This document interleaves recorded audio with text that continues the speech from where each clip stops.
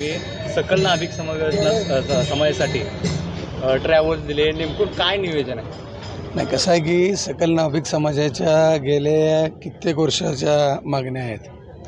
त्या मागण्यासाठी मुंबई येथील आझाद मैदानावर संपूर्ण महाराष्ट्रातील सकल नाभिक समाजाचं त्या ठिकाणी आंदोलन चालू आहे. आणि त्या आंदोलनात सहभागी होण्यासाठी आपल्या न्याय हक्कासाठी पंढरपूर मंगळवेढा या दोन्ही तालुक्यातील नाभिक बांधव त्या ठिकाणी जात आहे.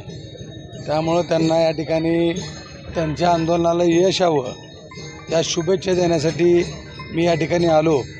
आणि सकल नाभिक समाजाच्या ज्या ज्या काय मागण्या आहेत त्या मागण्या मान्य करण्यासाठी या सरकारला सुदबुद्धी देऊ म्हणून श्री विठ्ठल रुक्मिणी चरणी आणि संत दामाजीच्या चरणी या ठिकाणी नतमस्तक होऊन त्यांच्याकडे मी सगळं घालतो की माझ्या या नाभिक समाज बांधवाच्या सगळ्या मागण्या मान्य होऊन गेले अनेक वर्ष झालं हा नाभिक समाज अडचणीत आहे. त्या नाभिक समाजातील तरुण असतील, तरुणी असतील किंवा सगळे बांधव असतील, यांना न्याय मिळावा यासाठी या ठिकाणी मी आलो होतो. नाभिक समाजाच्या अडचणी सोडवण्यासाठी तुम्ही राज ठाकरे साहेबांच्या माध्यमातून काही प्रयत्न वगैरे करणार आहात? निश्चितपणे या ठिकाणी आता तर उद्या त्यांचं त्या ठिकाणी आझाद मैदानावर आंदोलन चालू आहे.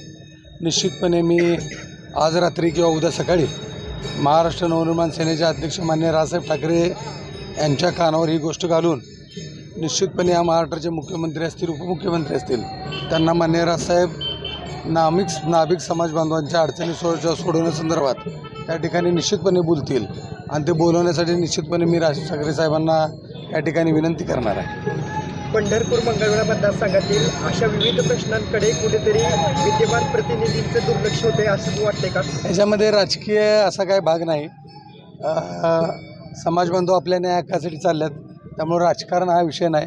या ठिकाणी सगळ्याच पक्षीय लोकांनी या ठिकाणी राजकीय जोडे बाजूला ठेवून आपल्या नाभिक समाज बांधवाच्या ज्या काय अपेक्षा आहेत, ज्या काय त्यांच्या मागण्या आहेत, त्या सगळ्या मागण्या पूर्ण करण्यासाठी मग त्या ठिकाणी मनसे असेल, भाजप असेल, दोन्ही शिवसेना असेल, दोन्ही राष्ट्रवादी असेल, काँग्रेस असेल, या सगळ्याच पक्षांनी त्या ठिकाणी पुढे येऊन गेले अनेक दिवस या समाजावर अन्याय चालला आहे, तो अन्याय दूर करण्यासाठी सगळ्याच पक्षांनी एकत्र येऊन त्यांच्याच समस्या सोडवल्या पाहिजेत, हा माझा विषय आहे.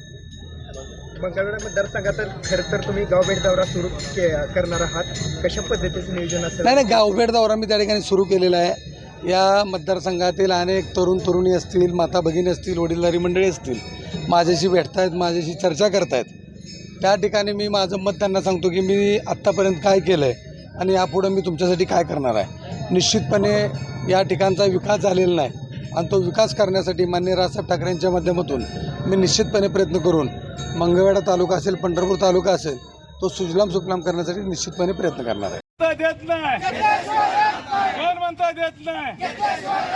हे शिल्पी महामंडळ, हे शिल्पी महामंडळ कोण म्हणता देत नाही.